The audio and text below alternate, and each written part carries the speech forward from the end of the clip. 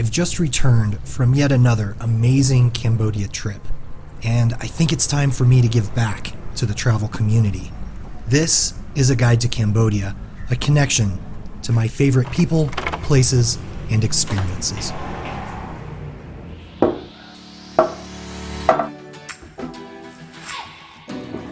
I believe we live in a very special time where a person can pack a bag, fly across the world, and be connected with only a few people that will take their adventure from ordinary to extraordinary.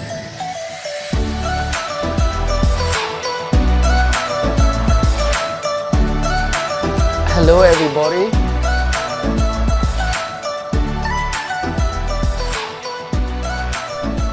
Whether you are a backpacker, a car driver, bus taker, or motorcycle rider, this video is for you.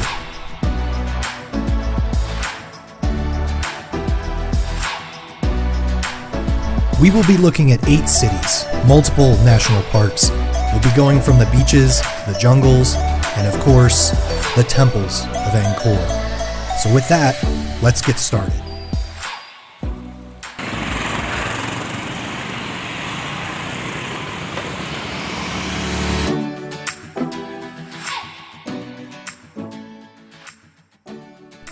So in this episode of A Guide to Cambodia, we're going to be saying goodbye to Kampot, and we're going to be traveling 250 kilometers to the northwest to Thamor Bang.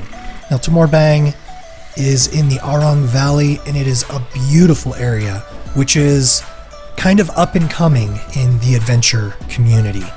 There's our map there. You can see that there's a road kind of in the middle that we'll be stopping at to get some food, gasoline, and water. This road is not the most fun road to ride in Cambodia, but it's kind of necessary. I'd also like to point out that I'm going to use some film that I got on this road to point out what you can expect when you ride on the, what I would consider more busy highways of Cambodia, just like this. So as you can see on the left, there the trucks are passing. You're going to encounter a lot of trucks on this road, and you can see how they're kind of jockeying for position. Now right here, look at the kid on the right hand side and the truck on the left that's pushing you over. This is very common, and it's just one of those things you have to expect and you have to deal with it. And I think it's just defensive driving at its best. So here's the stop that I always like to make. It's at the second roundabout. You get some water, get a coconut, replace some of those electrolytes from just sweating nonstop. But it's a great place to stop and gas up before you head to Koh Kong. Now, one thing that I always like to point out, and I always like to tell people when I'm riding with them, is always check your luggage. As you're cruising down the road and you're going through, all these vibrations are happening on your bike, so that always has an impact on your luggage. Usually what it means is your stuff becomes more compact. So the straps, they may loosen up a little, along with your items becoming more compact. They could get loose, and your luggage could fall off the bike. So you always want to tighten up those straps and always check your straps. It's really important. Ask me how I know. And in good fashion, Candida is showing us that we should always wear our helmets when we're on the motorbikes. All right. So heading off now, we're actually heading to the north. This section is really nice. So this section is about 100 Ks, and there's not a lot of traffic. This is the road that goes to Koh Kong, or in this case, we're going to take a right-hand turn and go to Thamor Bang. But this road is actually really nice. I enjoy it. There's some elephant crossing signs, so you may actually see some elephants when you're on this road. But it's a pretty relaxing road. There's not a lot here, so you want to make sure that you're gassed up. So here's the right-hand turn to go to Thamor Bang.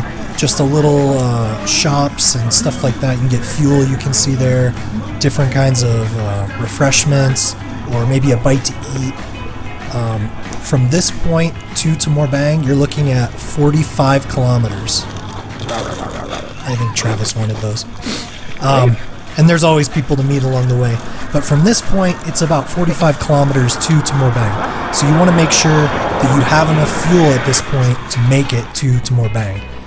This is a new road that they just put in that goes from that highway all the way to Timor Bang. And it's a great road. So there's pluses and minuses here. The plus side is that you could drive 2 semis down here. The minus is this area is probably going to become overrun with tourists. And here's some stuff that you'll see in Timor Bang. Beautiful rivers, waterfalls. The Arong Valley is absolutely gorgeous. So I highly recommend, if you get a chance, check out Timor Bang. Alright, now as we left, you can see that this is heading from Timor Bang going to Koh Kong. This is only like 70k. It's not very far. And there's not a lot of traffic, so you don't really have to worry about that much. But the main thing is here, I wanted to give you just a couple pointers. Number one, when you get into Koh Kong, the places I like to stay are usually the 99 Guest House. I'll put a little picture of what they look like and I'll link them below. Or you can stay in any of the hotels right on the river. I think they're really great. For $8 you can get a place, with a view of the water. But the reason why I like the 99 Guest House is because they have legit motorcycle parking. So that's pretty nice. And I recommend that you travel more in the morning. This is what happens in the afternoon in the rainy season. You're going to see a lot of rain. So if you can travel in the morning to the mid-afternoon, that's the best. There's the 99 Guest House.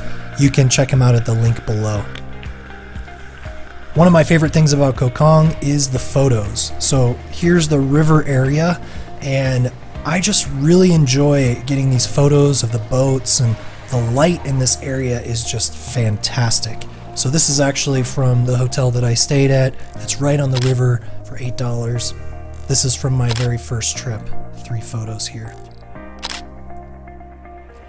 So with that, we're going to say goodbye. I hope you enjoyed this episode going from Kampot to Koh Kong through Timor Bang.